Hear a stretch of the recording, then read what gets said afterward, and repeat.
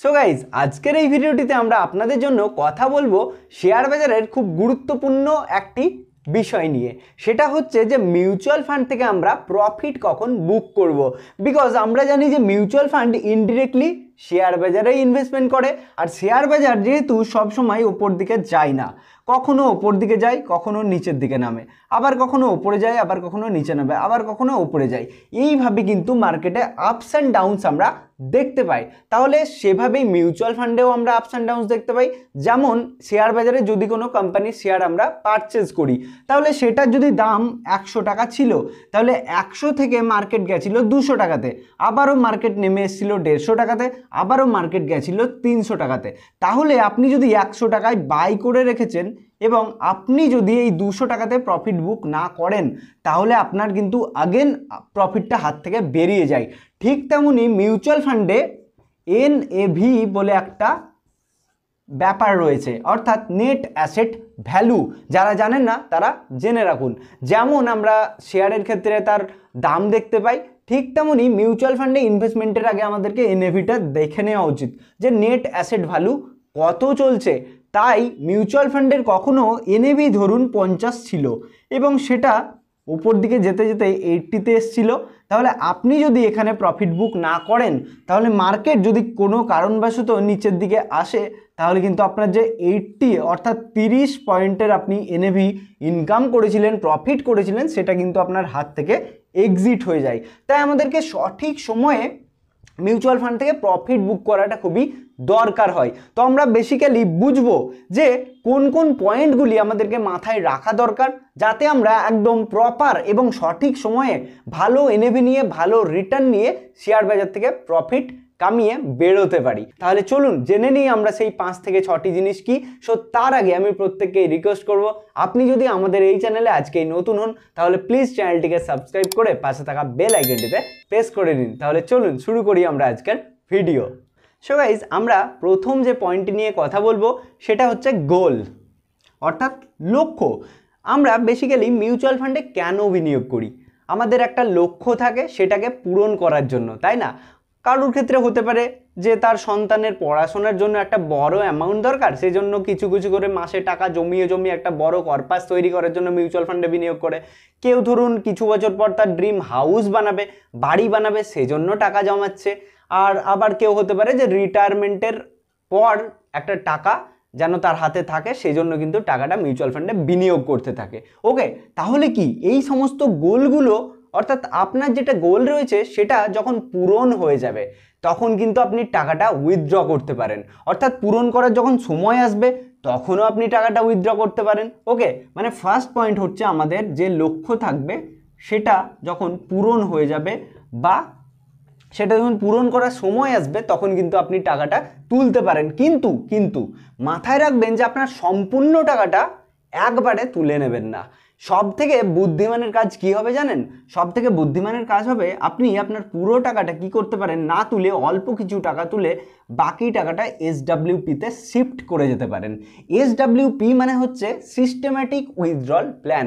অর্থাৎ আমরা প্রথমে এসআইপি অর্থাৎ সিস্টেম্যাটিক ইনভেস্টমেন্টের প্ল্যানের দ্বারা মিউচুয়াল ফান্ডে বিনিয়োগ করছি, এবং আমাদের যখন লক্ষ্য পূরণের সময় আসবে বা লক্ষ্য পূরণ হয়ে যাবে, তখন আমরা সব টাকাটা না তুলে যতটা পরিমাণ টাকা দরকার হবে সেই পরিমাণে টাকাটা তুলে বাকি টাকাটা আমরা এসডব্লিউপি প্ল্যানটা করে দিতে পারি। বিকজ এই প্ল্যানটা হচ্ছে সব থেকে বেস্ট প্ল্যান বলতে পারেন। তো এসডব্লিউপি প্ল্যান কি ফুল ডিটেলসে একদম খুবই সহজভাবে আমরা এই চ্যানেলে ডিসকাস করে নিয়েছি। আমি আই বাটনে দিয়ে দেবো, এখান থেকে অবশ্যই দেখে নেবেন, তাতে আপনাদেরই কিন্তু ভালো হবে। ওকে, তো এটাই হচ্ছে আমাদের প্রথম পয়েন্ট। অর্থাৎ আপনার যে লক্ষ্য থাকবে সেই লক্ষ্য যখন পূরণ হয়ে যাবে, তখন কিন্তু আপনি টাকাটা অল্প অল্প করে তুলতে পারেন এবং এসডব্লিউপি প্ল্যানে শিফট করতে পারেন। ওকে, এটা হচ্ছে আমাদের প্রথম পয়েন্ট। তাহলে নাম্বার 2 পয়েন্ট হচ্ছে যে টাইম হরাইজন, মানে টাইম পিরিয়ড। বিকজ আমরা মিউচুয়াল ফান্ডে প্রথমেই কিন্তু একটা টাইমের জন্যই ইনভেস্টমেন্ট করে দিই। ওকে, আমরা দেখুন মিউচুয়াল ফান্ডে কিন্তু লং টার্মের জন্য ইনভেস্টমেন্ট করি। অর্থাৎ কারুর ক্ষেত্রে সেটা 5 বছর হতে পারে, মানে কেউ 5 বছরের জন্য ইনভেস্টমেন্ট করছেন, প্রথমেই ভেবে নিয়েছেন। কেউ 7 বছরের জন্য করছেন, বা কেউ আরও বেশি বছরের জন্য করছেন, 10 বছর 15 বছর হতে পারে। ওকে, তাহলে আপনি কি করবেন, মানে আপনার নির্দিষ্ট সময়সীমা যেটা, মানে আপনি যদি 5 বছর ধরে করেছিলেন আপনার মিউচুয়াল ফান্ডকে, তাহলে আপনি 5 বছর পর গিয়ে আপনার ফান্ডটাকে রিভিউ করুন, যে সেখান থেকে যদি আপনি ঠিকমতো ডিসেন্ট একটা প্রফিট পেয়ে গেছেন, তাহলে আপনি কি করতে পারেন, সেখান থেকে কিন্তু প্রফিটটা বুক করতে পারেন, এবং সেই সঙ্গে সঙ্গে দেখবেন যে আপনার গোলটা কত কাছে আছে। ওকে, তাহলে কি আপনি কিন্তু আপনার টাইম হরাইজন যখন পূরণ হয়ে যাবে, উইথাউট এনি ইমোশনে যদি ভালো রিটার্ন আপনি পেয়ে যান, সেখান থেকে আপনি এক্সিট করতে পারেন। অ্যান্ড আগেন আমি এখানে অ্যাড করছি যে সমস্ত টাকা না তুলে আপনি আগেন SWPতেই শিফট হতে পারেন, বিকজ SWP প্ল্যানটা এতটাই বেটার প্ল্যান যে আপনারা প্রত্যেকেই করা উচিত সেটা। ঠিক আছে, তো এইভাবে আপনি নাম্বার 2 পয়েন্টকে কাজে লাগিয়ে মিউচুয়াল ফান্ডে প্রফিট বুক করতে পারেন। এবারে আমরা কথা বলি নাম্বার 3তে, সেটা খুবই ইম্পর্টেন্ট পয়েন্ট, সেটা হচ্ছে ওভার ভ্যালুয়েশন।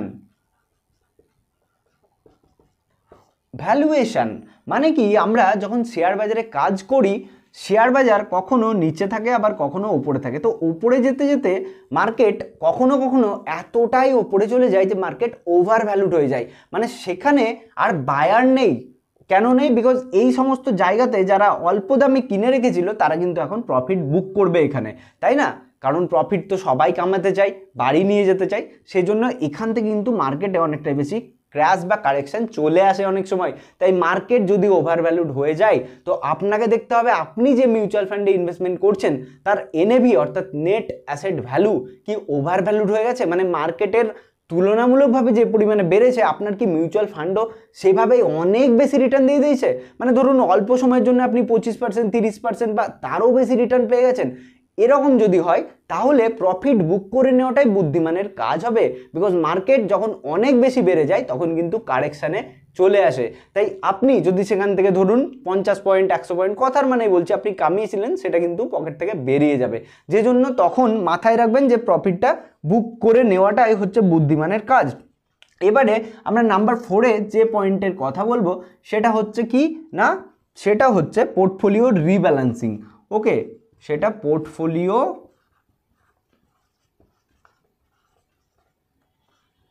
রিব্যালেন্সিং মানে হচ্ছে যে যদি আপনার পোর্টফোলিওতে ইকুইটি ফান্ডে ধরুন আপনি ইনভেস্টমেন্ট করে রেখেছেন, আপনি ইকুইটি ফান্ডে করে রেখেছেন, আমরা এখানে ইএফ লিখছি, ইকুইটি ফান্ডে আপনি 60% অ্যামাউন্ট আপনি ইনভেস্টমেন্ট করে রেখেছেন, বিকজ সমস্ত টাকা ইকুইটিতে ইনভেস্টমেন্ট করে দেওয়া উচিত নয়, আমাদেরকে ডাইভার্সিফাই করা উচিত। তাই আপনি ইকুইটিতে ধরুন 60% করে রেখেছেন, তো ইকুইটিতে সব থেকে বেশি রিস্ক থাকে, তো ধরুন ইকুইটির 60%টা বেড়ে আপনার হয়ে গেছে কত, 70% বা 75%, তাহলে আপনি কি করবেন, আপনি এখানে পোর্টফোলিওকে রিব্যালেন্স করতে পারেন। কিভাবে? আপনি কিছু প্রফিট তুলে নিতে পারেন। কত প্রফিট তুলতে পারেন? সেখান থেকে আপনি কিন্তু মোটামুটি মানে কি বলবো না, এই যে 70% 75% অর্থাৎ 10% 15% যে প্রফিট আপনি কামালেন, সেটা কিন্তু আপনি তুলে নিয়ে কি করবেন, সেখান থেকে আপনি হাইব্রিড ফান্ড বা ডেট ফান্ডে ইনভেস্টমেন্ট করে দেবেন। তাহলে কি হবে, আপনার প্রফিটটাও কামিয়ে নিলেন এবং আপনি ডাইভার্সিফাই করে দিলেন, আপনি সেফ থাকলেন, তাই না? তো সবসময় পোর্টফোলিওকে রিব্যালেন্স করতে শিখুন। তো পোর্টফোলিও রিব্যালেন্সিং কিভাবে করে তার উপরে যদি ডিটেলস ভিডিও চান তাহলে অবশ্যই কমেন্ট বক্সে কমেন্ট করে দেবেন, আমি ফুল ডিটেলসে পোর্টফোলিও কিভাবে রিব্যালেন্স করতে হয় তার উপরে পুরো ভিডিও বানিয়ে দেব। তো এরপরে আমরা নাম্বার 5-এ যে পয়েন্টটা দেখব সেটা হচ্ছে পারফরমেন্স। মানে কি, যে আপনি যে ফান্ডে ইনভেস্টমেন্ট করেছেন সেই ফান্ড কীরকম পারফর্ম করছে, আউট পারফর্ম করছে নাকি আন্ডার পারফর্ম করছে। কেননা প্রত্যেকটা মিউচুয়াল ফান্ড কোনো না কোনো বেঞ্চমার্ককে মেনে চলে। সাপোজ আমি ফর অ্যান এক্সাম্পলের জন্য, আপনি যদি নিফটি 50 ইন্ডেক্স ফান্ডে ইনভেস্টমেন্ট করছেন, তাহলে আপনি যে নিফটি 50-র ইন্ডেক্স ফান্ডে ইনভেস্টমেন্ট করছেন সেটার বেঞ্চমার্ক কি নিফটি। ওকে, তাহলে নিফটি যদি ধরুন 20% পারফর্ম করছে, কিন্তু আপনার ফান্ড পারফর্ম করছে ধরুন 12% বা 15%, মানে কি তার বেঞ্চমার্কের তুলনায় যদি আন্ডার পারফর্ম করে, মানে ভালো রিটার্ন দিতে পারে না, তাহলে সেই ফান্ড থেকে এক্সিট করে যাওয়াটাই বেটার অপশন। কেননা আমরা এত রিস্ক নিয়ে যদি তার বেঞ্চমার্ককে বিট করতে না পারে সেই সমস্ত মিউচুয়াল ফান্ডে হোল্ড করব না। সেই সমস্ত যে রিটার্নটা আমরা পাবো সেগুলো নিয়েই এক্সিট করে অন্য ফান্ডে, অর্থাৎ যে ফান্ড বেটার পারফর্ম করছে সেখানে আমরা শিফট হয়ে যাব। কিন্তু হ্যাঁ, মাথায় রাখবেন সেটা 1 বছর 2 বছরের পারফরমেন্স আমরা দেখব না, কমপক্ষে 3 বছরের আমরা মিউচুয়াল ফান্ডের পারফরমেন্স দেখব, তারপরেই কিন্তু আমরা শিফট হব। ওকে, তো এবারে সবথেকে ইম্পর্টেন্ট যে ফ্যাক্টরটা জানতে হবে সেটা হচ্ছে যে কখনোই শেয়ার বাজারে শর্ট টার্ম নিউজ দেখে আপনার ভালো ভালো মিউচুয়াল ফান্ডের যে পোর্টফোলিও থাকবে সেগুলোকে বিক্রি করে দেবেন না। বিকজ অনেকেই অনেক সময় আমি দেখতে পাই ইউটিউবে কমেন্ট করে থাকেন যে বাজার তো অনেক বেশি নিচে পড়ছে, আমরা কি মিউচুয়াল ফান্ডগুলো বিক্রি করে দেবো, এরকম কিন্তু মেন্টালিটি নিয়ে অনেকে কমেন্ট করে থাকেন। সো তাদের জন্য আমি বলবো যে দেখুন, মিউচুয়াল ফান্ড হচ্ছে লং টার্ম ব্যাপার। ওকে, আপনি যত লং টার্মে ইনভেস্টেড থাকবেন ততই কিন্তু আপনার লসের চান্সটা অনেকটা কমে যাবে এবং প্রফিটের সম্ভাবনাটা অনেকটা বেড়ে যায়। ঠিক আছে, তো সেজন্য আমি বলবো যে ছোটোখাটো নিউজ দেখে বা শর্ট টার্মের কোনো নিউজ দেখে, ইভেন্ট দেখে কখনোই আপনার ভালো মিউচুয়াল ফান্ডকে আপনি বিক্রি করবেন না। ওকে, কেননা এই যে বিনিয়োগ ব্যাপারটাই কিন্তু লং টার্মের একটা খেলা। ওকে, তো সেটা কিন্তু আপনাকে বুঝতে হবে। অর্থাৎ মোদ্দা কথা হচ্ছে এটাই যে প্রফিট বুকিং মানে মার্কেট থেকে পালিয়ে যাওয়া না, আপনার টার্গেটকে সেভ করা। ওকে, তো এই যে পয়েন্টগুলো আমরা কথা বললাম, একটা হচ্ছে আপনার যখন গোল সম্পূর্ণ হয়ে যাবে তখন আপনি বিক্রি করতে পারেন, বা আপনি প্রথমেই ইনভেস্টমেন্ট করার আগে কত বছরের জন্য করছিলেন বা কত রিটার্নের জন্য করছিলেন সেটা যদি অ্যাচিভ হয়ে যায় উইথাউট এনি ইমোশন, আপনাকে প্রফিট বুক করে নেওয়াটা দরকার। তাতে কি হবে, যদি মার্কেট নিচে চলে আসে না তখন কিন্তু আপনার রিগ্রেট হবে। তাই রিগ্রেট যেন না হয় সেজন্য প্রথমেই আপনাকে ডিসাইড করতে হবে, যেভাবে আমরা কিন্তু ফিক্সড ডিপোজিট করে থাকি, যে আমরা জানি 5 বছর পর টাকাটা উইথড্র করে নেব, বা আমরা টিডি করে থাকি এত বছরের জন্য এত বছরের জন্য। তা আপনাকে মিউচুয়াল ফান্ডও প্রথমেই ডিসাইড করে নিতে হবে যে আপনি 5 বছরের জন্য করছেন, আপনি 7 বছরের জন্য করছেন। আপনার যদি টাইম হরাইজন ফুলফিল হয়ে যায় দেন ইউ শুড এক্সিট। ওকে, আর তারপরে কি নাম্বার 3 হচ্ছে ওভার ভ্যালু। যদি আপনার ফান্ড হয়ে যায় ভ্যালুয়েশন অনুযায়ী মার্কেট অনেক ওপরে চলে যায়, আপনি শর্ট টার্মেই অনেক বেশি রিটার্ন দেখতে পাচ্ছেন, তখন কিন্তু প্রফিট বুক করে নেওয়াটাই বুদ্ধিমানের কাজ। আর নাম্বার 4 হচ্ছে সবসময় আপনার ইকুইটির যে পার্সেন্টেজটা বেড়ে যাবে সেখান থেকে আপনি টাকা তুলে হাইব্রিড বা ডেট ফান্ডে ইনভেস্টমেন্ট করে ডাইভার্সিফাই করতে পারেন। আর আমরা দেখলাম পারফরমেন্স, আপনার ফান্ডকে বছরে অন্তত 2 বার এক্সামিন করুন, আপনি দেখুন, চোখ রাখুন যে আপনার ফান্ড কীরকম পারফর্ম করছে, তার বেঞ্চমার্কে কি বিট করছে নাকি বিট করতে পারছে না। যদি বিট করতে না পারছে, 1-2 বছর যদি নেগেটিভেই থাকছে, সেই রকম ফান্ড থেকে আপনার এক্সিট হয়ে যাওয়াটাই বুদ্ধিমানের কাজ।